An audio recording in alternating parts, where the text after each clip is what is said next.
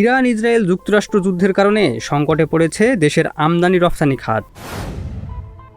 আজ বেলা 11টায় শুরু হচ্ছে সংসদ অধিবেশন। রাষ্ট্রপতির ভাষণের উপর হবে আলোচনা। আজ শেষ হচ্ছে অমর একুশে বইমেলা। শেষ দিনে বইমেলা খোলা থাকবে দুপুর 2টা থেকে রাত 1। উন্নত চিকিৎসার জন্য মির্জা আব্বাসকে সিঙ্গাপুর নেওয়া হচ্ছে আজ থেকে বিক্রি শুরু হচ্ছে 24 মার্চের ট্রেনের টিকিট। ইরানের সঙ্গে যুদ্ধ বন্ধে চুক্তির সময় এখনও আসেনি বললেন ট্রাম্প। মধ্যপ্রাচ্যে যুদ্ধজাহাজ পাঠানোর কথা নাকচ করলেন প্রেসিডেন্ট ট্রাম্প।